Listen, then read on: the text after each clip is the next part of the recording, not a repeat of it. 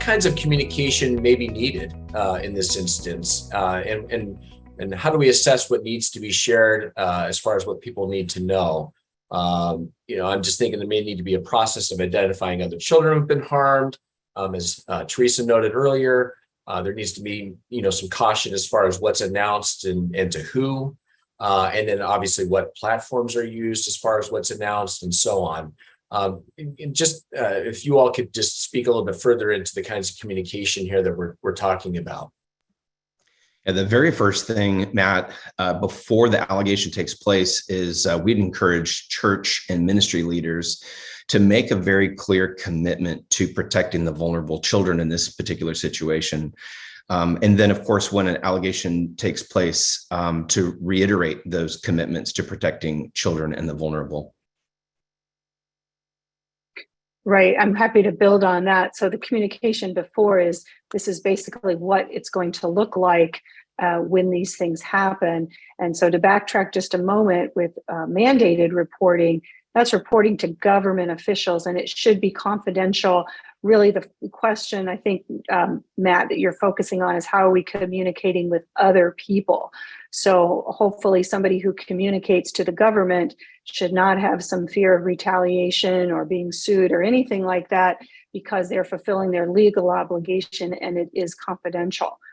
Now onward to the church, other folks in the ministry, whether it's other staff, volunteers, people who want to know, the ways that we decide to communicate such information about a particular incident is going to depend heavily on the circumstances. And those are my 911 calls to me, not literally 911, but hey, something happened, and a big, Teresa said, this may be counterintuitive, but I do have a lot of clients who say, we really think we need to tell everybody, and you really do not.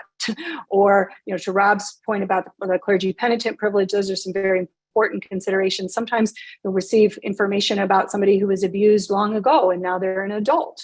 And maybe that's not even something that's reportable because they're an adult. They're not a child that warrants government supervision. But it's still very important, and it's obviously very traumatic to the person who's the victim and important for the church to address. So let's think about some underlying principles, some guidelines for what to think about prospectively about considering what you say and to whom you'll communicate.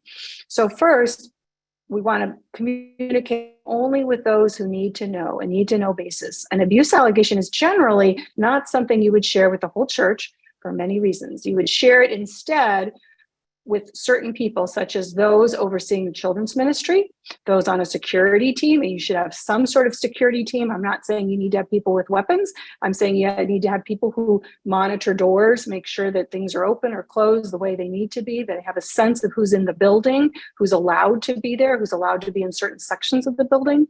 So the people who are responsible for children's ministry, the security, the senior leadership, the buck stops with the senior leadership. So that may be the board, it may be the senior pastor, it may be however your church is constituted, that senior leadership needs to understand that. And then the parents of children who may have come into contact with the alleged perpetrator. And that is a very sensitive area. You want to be very careful about what you say, to whom you say it. We don't want to alarm people, but you need to have some sense of how far the circles go. That may be an opportunity to find out if there's other victims, but you want to have a lot of sensitivity. So along that lines, we share as much information as needed to these specific people. Every detail of the alleged abuse is likely not helpful or necessary to share with those who do need to know about the allegation. About where the abuse occurred, who the alleged abuser is, may be helpful to protect against additional incidents. So how do we decide these specifics? With very careful discernment, possibly, maybe probably with legal counsel. Another area is that I would highly recommend is to have a point person or maybe two for further communications that you would funnel or direct, and that could be quite helpful, especially if others have been harmed or if you want to kind of control what goes out with that. And I want to add one thing that I've said many, many, many times to folks, and there's really kind of two dynamics that I've seen over and over again with people who ask questions, who want to know. One is they want to know, what about me? What about my child? What about my situation? What about my leaders? Are my leaders trustworthy? And so those are questions. They can even be pivots, not to ignore what's going on with the abuse allegation at all, but to answer those questions. Yes, your leadership is trustworthy. Yes, we are taking care of this. And maybe to stop and say, no, I'm not going to address that more, because the others, people tend to be nosy, gossipy. Sometimes people are just naturally curious. What else happened? And so that is a place with a lot of discernment to say, this is all we're going to disclose, not in a secretive way, not in a defensive way, but in a very appropriate way. And to remember too, depending highly on the circumstances, sometimes victims, they want to share their own story or they don't. And so we want to really respect that.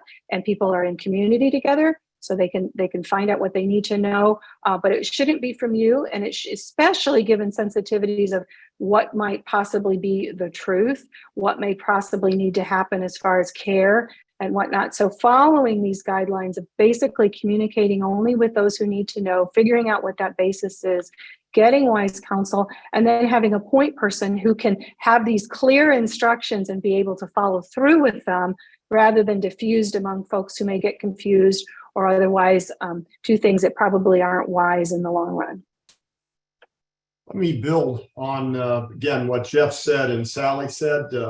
First, you really do have to have a response or communication plan before these incidents happen, because everything that Sally's saying later, if you don't have that in place, you're going to be fumbling around, particularly when you don't have a point person to even know who's going to start the response. Second thing is you have to know your audience, as Sally was saying. Who are you speaking to? Is it externally? Is it internally? What is it that you are trying to say?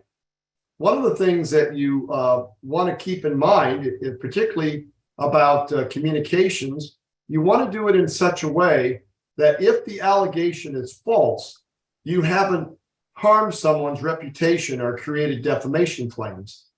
This means that caution has got to be exercised in how you communicate, and usually not using someone's name unless there have been charges filed or a conviction. You have to be very careful about that, both internally and externally. And I would remind all of us that prayer is not a time to use names and all of that. You can do the same. We all laugh because oftentimes prayer is the biggest gossip in the church, and we have to be conscious of that. Right. I just want to add one thing. Thanks, Rob. This is all great additions. There was a question about, is there anything on the PR side that would be beneficial to get in front of false narratives? And I think that's increasingly an issue, especially with social media, where folks just get zingers from left field. And so something to consider. Not every abuse allegation leads to some sort of a PR crisis, media type of a handling, but it's certainly something that you want to think about with a lot of discernment, because the natural inclination is to share more than perhaps you should. But then on the other hand, if you say, well, we want to get in front of these false narratives, just be very, very attentive. And most folks do err on the side of sharing too much rather than not enough. So if you think, if I had one church that where they said, some person is going to be on the evening news tonight, charged with criminal sexual assault. And we talked through a PR statement for that one. So if that's a helpful example, it's usually the much more extreme.